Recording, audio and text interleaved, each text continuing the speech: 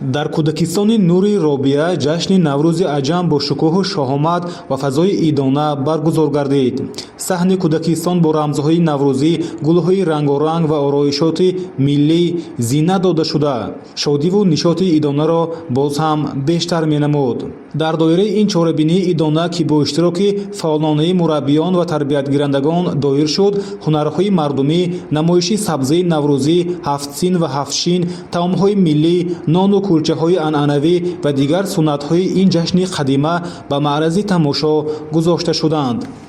мудири кӯдакистон Марҳабо Олимова ҳозиринро бо иди Наврӯз табрик намуда зикр кард, ки маҳз бо баракати истиқлоли давлатӣ ва талошҳои асосгузори сулҳу ваҳдати миллӣ пешвои миллат Президенти Ҷумҳурии Тоҷикистон муҳтарам Эмомалӣ Раҳмон суннатҳои ин ҷашни аҷдодӣ эҳё гардида, ҳамчун як мероси арзишманди фарҳангӣ ба ҷаҳониён муаррифӣ шуд.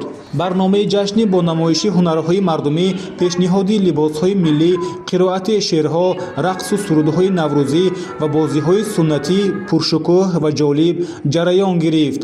қисмати муҳими ҷашн суманакпазӣ, гӯштини миллӣ ва бозиҳои суннатии бачагона буд, ки фазои идонаро ба бор овард. тарбиятгирандагони кӯдакистон бо меҳру муҳаббат ва ҳисси баланди ватандӯстӣ ҳунарнамоӣ карда, арҷгузории худро ба арзишҳои миллӣ ва фарҳанги аҷдодӣ баён доштанд. ҷашни Наврӯз ҳамчун рамзи ҳамдилӣ, ваҳдат ва эҳёи суннатҳои мардумӣ дар таҳкими худшиносии миллӣ ва тарбияи маънавии насли наврас нақши назаррас дорад. Наврӯз на танҳо як ҷашни расмӣ, балки ҷузъи ҷудонашавандаи тамаддуни тоҷикон ва хотираи маънавии мардум аст, ки наслҳоро ба ҳам мепайвандад ва муносибатҳои дӯстонаю ҳамкориҳоро тақвият мебахшад. маҳз ҳамин паҳлӯҳои хоси он боис мегардад, ки хурду бузург омадани Наврӯзро бесаброна интизор шуда, онро бо шукӯҳу шаҳомат истиқбол мегиранд.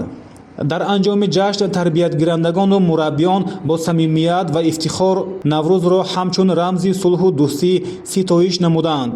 таҷдили Наврӯз барои кӯдакон на танҳо як ҷашни идона, балки як дарси зиндагӣ мебошад, ки онҳоро бо олами маънавӣ ва фарҳангии аҷдодӣ шинос намуда ба инсони комил ва арзишшинос табдил медиҳад.